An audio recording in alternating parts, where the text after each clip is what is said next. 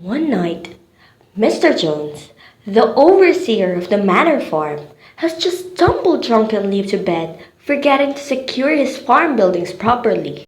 As soon as his bedroom light goes out, all of the farm animals except Moses, Mr. Jones' tame raven, meet in the big barn to hear a speech by Old Major, a prize boar and a pillar of the animal community.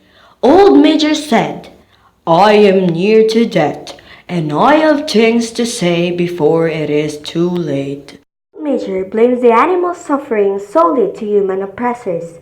"The plain truth," he says, "is the lives of you, my fellow animals, are miserable, laborious, and short.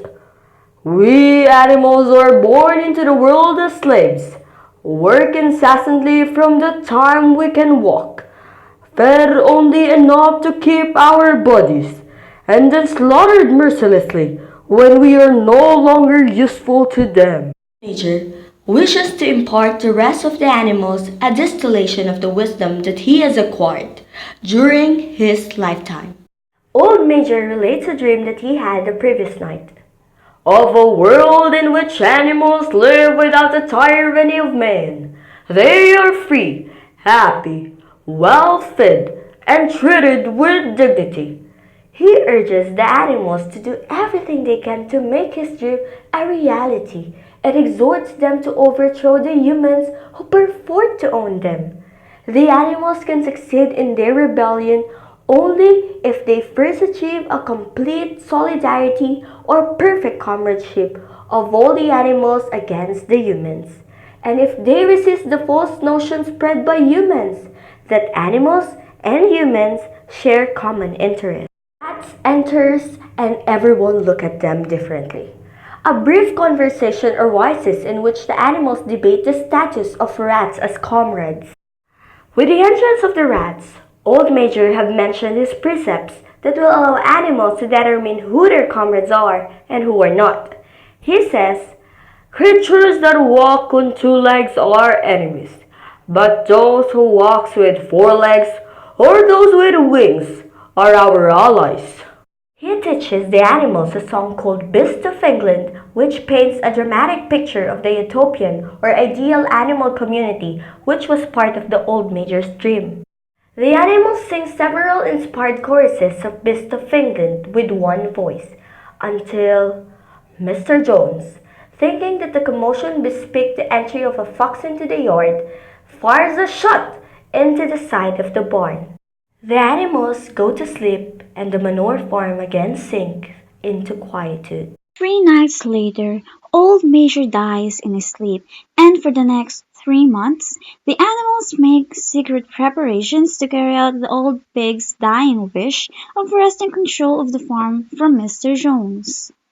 The work of teaching and organizing falls to the pigs. They are the cleverest of the animals, especially the two pigs named Snowball and Napoleon, together with a silver-tongued pig named Squealer.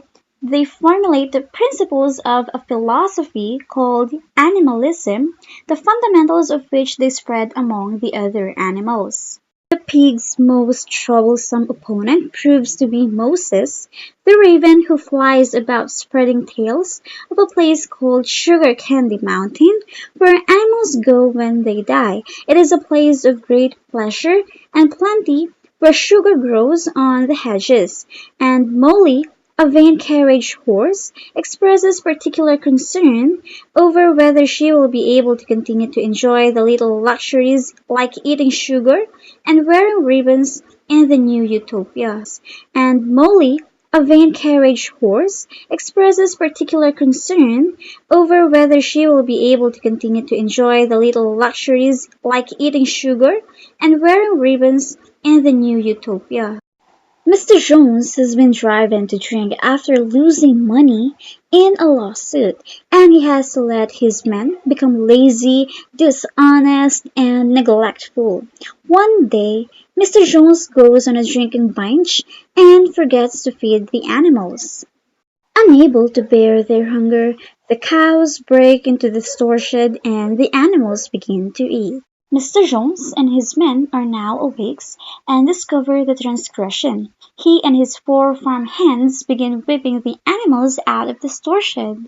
Spurred to anger, animals turn on the men, attack them, and easily chase them from the farm.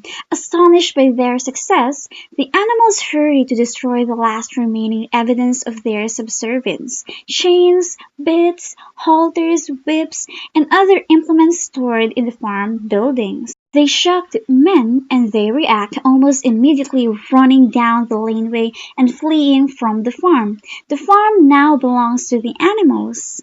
The animals light a great bonfire and burn every farm implement they can lay their hands on, including knives, nose rings, and whips.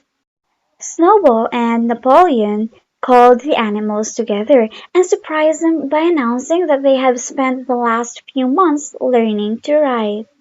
Snowball now replaces the inscription of the Manor Farm on the front gate with the words "The Animal Farm." Napoleon and Snowball reduced the principles of animalism to seven key commandments, and these commandments are painted on the side of the big barn. With this done, the animals set out to begin the harvest.